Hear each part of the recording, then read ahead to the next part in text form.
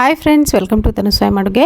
ಇವತ್ತಿನ ದಿನ ಕಡಲೆಬೇಳೆಯನ್ನು ಬಳಸ್ಕೊಂಡು ಒಂದು ಸಖತ್ ಟೇಸ್ಟಿಯಾಗಿರುವಂಥ ಸ್ನ್ಯಾಕ್ಸ್ ಮಾಡೋದು ನೋಡೋಣ. ನಾನಿಲ್ಲಿ ನೋಡ್ತಿರ್ಬೋದು, ಒಂದು ಕಪ್ ಅಷ್ಟು ಕಡಲೆಬೇಳೆನ ಒಂದು 4 ಗಂಟೆ ನೆನೆಸಿಟ್ಟಿದ್ದೀನಿ. ಇದರಲ್ಲಿರುವಂಥ ನೀರನ್ನೆಲ್ಲವನ್ನು ಡ್ರೈನ್ ಮಾಡಿಕೊಂಡು ನಾನಿಲ್ಲಿ ಒಂದು ಮಿಕ್ಸರ್ ಜಾರ್ಗೆ ಕಡಲೆಬೇಳೆನ ಟ್ರಾನ್ಸ್ಫರ್ ಮಾಡ್ಕೊಳ್ತಾ ಇದ್ದೀನಿ.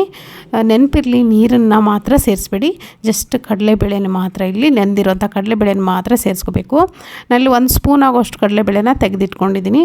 ಇದಕ್ಕೆ ನೋಡಿ ಉಪ್ಪು ಹಾಕ್ಕೊಳ್ತಾ ಇದ್ದೀನಿ, ರುಚಿಗೆ ಎಷ್ಟು ಬೇಕು ಅಷ್ಟು ನೋಡ್ಕೊಂಡು ಉಪ್ಪು ಹಾಕ್ಕೊಂಡು ಇದನ್ನು ಈ ಥರ ನೋಡಿ ತರಿಯಾಗಿ ರುಬ್ಬಬೇಕು. ಪೂರ್ತಿ ನುಣ್ಣಗೆ ಮಾಡಬಾರ್ದು, ತರಿಯಾಗಿ ರುಬ್ಕೊಂಡು ಇದನ್ನು ಬೇರೆ ಒಂದು ಮಿಕ್ಸಿಂಗ್ ಬೌಲ್ಗೆ ನಾನಿಲ್ಲಿ ತೆಗಿತಾ ಇದ್ದೀನಿ. ತುಂಬಾ ಸಖತ್ತಾಗಿರುವಂಥ ಸ್ನ್ಯಾಕ್ಸ್ ಅಂತ ಹೇಳ್ಬೋದು. ನೀವು ದಿಢೀರಾಗಿ ಮಾಡ್ಕೊಂಬಿಡ್ಬೋದು. 1 ಗಂಟೆ ನೆನೆಸಿದ್ರೆ ಸಾಕು. ನೀವು ಕಡಲೆಬೇಳೆನ ನೀವು ಯಾವಾಗ ಮಾಡಬೇಕು ಅಂದ್ಕೊಳ್ತೀರೋ ಆವಾಗ ಮಾಡ್ಕೊಂಬಿಡ್ಬೋದು. ಇವಾಗ ನೋಡಿ, ಆವಾಗಲೇ ಇಟ್ಕೊಂಡಂಥ 1 ಟೇಬಲ್ ಸ್ಪೂನ್ ಆಗೋಷ್ಟು ಇಟ್ಕೊಂಡಿದ್ದೆ ಕಡಲೆಬೇಳೆನ, ಅದನ್ನು ಇದಕ್ಕೆ ಸೇರಿಸ್ಕೊಳ್ತಾ ಇದ್ದೀನಿ ನಾನು.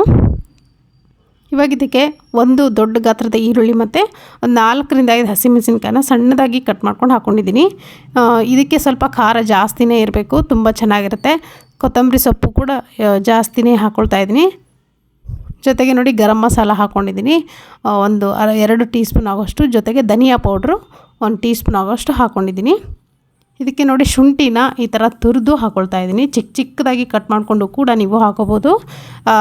ಶುಂಠಿ ಏನಿದೆ ನೋಡಿ, ಪೀಸ್ಗಳು ಬಾಯಿಗೆ ಸಿಗ್ತಾಯಿದ್ರೆ ತಿನ್ನುವಾಗ ತುಂಬಾ ರುಚಿಯಾಗಿರುತ್ತೆ.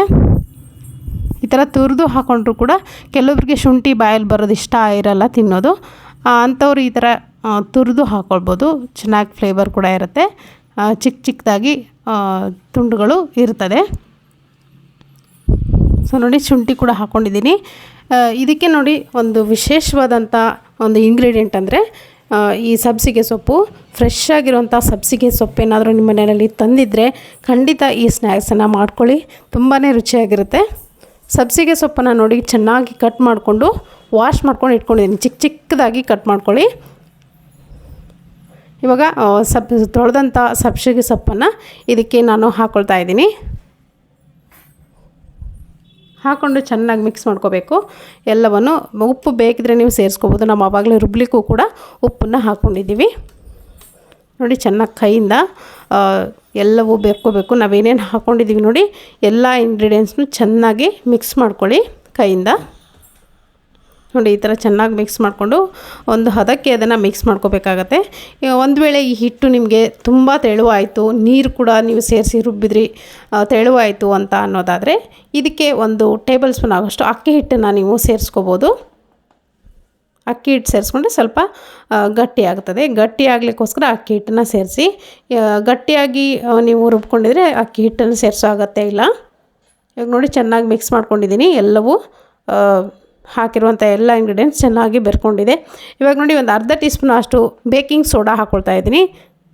ನೋಡಿ, ಸ್ವಲ್ಪ ಹಾಕ್ಕೋಬೇಕು. ಇನ್ನೇನು ಮಾಡ್ತಿದ್ದೀರಾ ಅಂದ್ಕೊಳ್ಳೋವಾಗ ಮಾತ್ರ ನೀವು ಹಾಕೋಬೇಕು ಸೋಡಾ ಹಾಕಿ ಹಿಟ್ಟು ಮಿಕ್ಸ್ ಮಾಡಿ ಇಡಬಾರ್ದು ಇದನ್ನು. ಇವಾಗ ನೋಡಿ, ಹಿಟ್ಟು ರೆಡಿಯಾಗಿದೆ, ಮಿಕ್ಸ್ಚರ್ ರೆಡಿಯಾಗಿದೆ ನಮಗಿದು. ನಿಮಗೆ ಯಾವ ಆಕಾರಕ್ಕೆ ಬೇಕು ನೋಡಿ ವಡೆಗಳು, ಆ ಆಕಾರಕ್ಕೆ ನೀವು ತಟ್ಕೊಳ್ಬೋದು ವಡೆನ. ನಲ್ಲಿ ಒಂದು ಮೀಡಿಯಮ್ ಸೈಜ್ನಲ್ಲಿ ತಟ್ಕೊಳ್ತಾ ಇದ್ದೀನಿ. ಮೀಡಿಯಮ್ ಸೈಜ್ ಅಂದರೆ ಸ್ವಲ್ಪ ಚಿಕ್ಕದು ಅಲ್ಲ, ಪೂರ್ತಿ ದೊಡ್ಡದು ಅಲ್ಲ, ಆ ಥರ ತಟ್ಕೊಳ್ಳಿ. ಆವಾಗ ಚೆನ್ನಾಗಿ ಕ್ರಿಸ್ಪಿಯಾಗಿ ಫ್ರೈ ಆಗುತ್ತದೆ. ಇವಾಗ ನೋಡಿ, ಈ ಥರ ಕೈಯಿಂದ ಪ್ರೆಸ್ ಮಾಡಿ ಅಗಲವಾಗಿ ವಡೆ ಶೇಪ್ಗೆ ನೀವು ಮಾಡಿಕೊಂಡು ಇದನ್ನು ಒಂದೊಂದಾಗೆ ಫ್ರೈ ಮಾಡ್ಕೋಬೋದು. ಆ ಸಬ್ಸಿಗೆ ಸೊಪ್ಪು ಹಾಕಿರೋದ್ರಿಂದ ಅದರ ಫ್ಲೇವರ್ ಏನಿದೆ ನೋಡಿ, ತುಂಬ ಚೆನ್ನಾಗಿರುತ್ತೆ ಫ್ರೆಂಡ್ಸ್. ಖಂಡಿತವಾಗ್ಲೂ ಸಬ್ಸಿಗೆ ಇವಾಗೇನು ಫ್ರೆಶ್ ಆಗಿರೋಂಥ ಸೊಪ್ಪುಗಳು ಸಿಗ್ತಾಯಿದೆ. ಈ ಥರ ಮಾಡ್ಕೊಳ್ಳಿ ಈವ್ನಿಂಗ್ ಸ್ನ್ಯಾಕ್ಸ್ಗೆ. ನೋಡಿ, ಎಣ್ಣೆ ಕೂಡ ಕಾಯ್ದಿದೆ. ಒಂದೊಂದಾಗಿ ನಾನು ಹಾಕ್ಕೊಳ್ತಾ ಇದ್ದೀನಿ. ನಾನಿಲ್ಲಿ ಹೈ ಫ್ಲೇಮ್ನಲ್ಲಿ ಎಣ್ಣೆನ ಕಾಯಿಸ್ಕೊಂಡಿದ್ದೀನಿ. ಹಾಕಿದ ತಕ್ಷಣ ಮೀಡಿಯಮ್ ಹೈ ಫ್ಲೇಮ್ನಲ್ಲಿ ಫ್ಲೇಮನ್ನು ಮಾಡಿಕೊಂಡು ಇದನ್ನು ಫ್ರೈ ಮಾಡ್ಕೋಬೇಕಾಗಿ ಸ್ವಲ್ಪ ಟೈಮ್ ತೊಗೊಳುತ್ತೆ. ಯಾಕಂದರೆ ಹಸಿ ಕಡಲೆಬೇಳೆ ಆಗಿರೋದ್ರಿಂದ ಸ್ವಲ್ಪ ಜಾಸ್ತಿ ಹೊತ್ತು ಫ್ರೈ ಮಾಡಿಕೊಂಡ್ರೆ ಮಾತ್ರ ಇಲ್ಲಿ ಕ್ರಿಸ್ಪಿಯಾಗಿ ಬರುತ್ತೆ. ನೋಡಿ, ಎಲ್ಲ ಕಡೆ ಈವನ್ನಾಗಿ ತಿರುಗಿಸಿ ಫ್ರೈ ಮಾಡ್ಕೋಬೇಕು.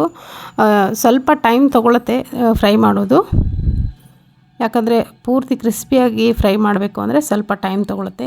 ಇದನ್ನು ಸಾಫ್ಟಾಗಿ ಫ್ರೈ ಮಾಡಿ ತೆಗೆದ್ರೆ ಅಷ್ಟು ಚೆನ್ನಾಗಿರಲ್ಲ ತಿನ್ನಲಿಕ್ಕೆ. ಹಾಗಾಗಿ ಸ್ವಲ್ಪ ಕ್ರಿಸ್ಪಿ ಆಗೋವರೆಗೂ ಸ್ವಲ್ಪ ಜಾಸ್ತಿ ಹೊತ್ತು ನಿಧಾನವಾಗಿ ಫ್ರೈ ಮಾಡ್ಕೊಳ್ಳಿ. ಈವ್ನಿಂಗ್ ಟೀ ಟೈಮ್ ಜೊತೆ ಒಂದು ಪರ್ಫೆಕ್ಟಾಗಿರುವಂಥ ಸ್ನ್ಯಾಕ್ ಅಂತ ಹೇಳ್ಬೋದು. ಈ ಥರ ಸುಮಾರು ಸ್ನ್ಯಾಕ್ ರೆಸಿಪಿಗಳು ನಮ್ಮ ಚಾನಲಲ್ಲಿ ಆಲ್ರೆಡಿ ಅಪ್ಲೋಡ್ ಮಾಡಿದ್ದೀನಿ. ಖಂಡಿತವಾಗ್ಲೂ ಒಂದ್ಸರಿ ನಮ್ಮ ಚಾನಲ್ನ ವಿಸಿಟ್ ಮಾಡಿ. ಯಾರಾದರೂ ಇನ್ನೂ ಸಬ್ಸ್ಕ್ರೈಬ್ ಮಾಡ್ಕೊಂಡಿಲ್ಲ ಅಂದರೆ ನಮ್ಮ ಚಾನಲ್ಗೆ ಸಬ್ಸ್ಕ್ರೈಬ್ ಮಾಡ್ಕೊಳ್ಳಿ. ಪಕ್ಕದಲ್ಲಿ ಬರೋ ಬೆಲ್ ಬಟನ್ ಕೂಡ ಪ್ರೆಸ್ ಮಾಡಿ. ನಿಮಗೆ ನಾನು ಹಾಕುವಂಥ ಪ್ರತಿಯೊಂದು ವೀಡಿಯೋಸ್ ನೋಟಿಫಿಕೇಷನ್ಸ್ ಕೂಡ ಬರುತ್ತೆ. ಆವಾಗ ನೀವೇ ಮೊದಲಿಗೆ ನಮ್ಮ ವೀಡಿಯೋಸ್ಗಳನ್ನೆಲ್ಲವನ್ನು ನೋಡ್ಬೋದು. ಸೊ ನೋಡಿ, ಈ ಥರ ನೋಡಿ ಕಲರ್ ಚೇಂಜ್ ಆಗೋವರೆಗೂ, ಕ್ರಿಸ್ಪಿ ಆಗೋವರೆಗೂ ಫ್ರೈ ಮಾಡಿಕೊಂಡು ನಾನಿಲ್ಲಿ ಈ ಮಸಾಲ ವಡೆಗಳನ್ನು ತೆಗಿತಾ ಇದ್ದೀನಿ. ತುಂಬಾ ರುಚಿಯಾಗಿರುತ್ತೆ. ಆ ಸಬ್ಸಿಗೆ ಸೊಪ್ಪಿನ ಫ್ಲೇವರ್ ಏನಿದೆ ನೋಡಿ, ತುಂಬ ರುಚಿಯಾಗಿರುತ್ತೆ. ಒಂದು 2 ಡೇಸ್ ಇದನ್ನು ಇಟ್ಕೊಂಡು ತಿನ್ಬೋದು, ಏನು ಹಾಳಾಗೋದಿಲ್ಲ. ಇವಾಗ ನಾನು ಇದನ್ನು ಒಂದು ಪ್ಲೇಟ್ಗೆ ಸರ್ವ್ ಮಾಡ್ಕೊಳ್ತಾ ಇದ್ದೀನಿ, ಸರ್ವಿಂಗ್ ಪ್ಲೇಟ್ಗೆ. ಸೊ ನಮ್ಮ ವೀಡಿಯೋಸ್ಗಳು ಅಥವಾ ನಮ್ಮ ರೆಸಿಪಿಗಳು ನಿಮ್ಗೆ ಏನಾದರೂ ಇಷ್ಟ ಆಗ್ತಿದೆ ಅನ್ನೋದಾದರೆ ಒಂದು ಲೈಕ್ ಮಾಡೋದನ್ನು ಖಂಡಿತ ಮರಿಬೇಡಿ. ಸೊ ಇವಾಗ ನೋಡಿ, ನಾನು ಮಸಾಲ ವಡೆನ ಟೇಸ್ಟ್ ಮಾಡ್ತೀನಿ. ತುಂಬಾ ರುಚಿಯಾಗಿದೆ, ನೋಡ್ತಿರ್ಬೋದು ಒಳಗಡೆ ಅವ್ರಿಗೆ ಎಷ್ಟು ಚೆನ್ನಾಗಿ ಕ್ರಿಸ್ಪಿಯಾಗಿ ಫ್ರೈ ಆಗಿದೆ ಅಂತ. ಈ ವಿಡಿಯೋ ಕೂಡ ನಿಮಗೆ ಇಷ್ಟ ಆಗಿದೆ ಅಂದ್ಕೊಳ್ತೀನಿ. ಇಷ್ಟ ಆಗಿದ್ರೆ ಆವಾಗಲೇ ಹೇಳಿದಾಗೆ ಇದಕ್ಕೂ ಕೂಡ ಒಂದು ಲೈಕ್ ಕೊಡಿ. ಹಾಗೆ ಸಬ್ಸ್ಕ್ರೈಬ್ ಇನ್ನೂ ಯಾರ್ಯಾರು ಮಾಡ್ಕೊಂಡಿಲ್ವೋ, ಫಾಲೋ ಇನ್ನೂ ಯಾರ್ಯಾರು ಮಾಡ್ತಿಲ್ವೋ ದಯವಿಟ್ಟು ಫಾಲೋ ಮಾಡಿ. Thank you.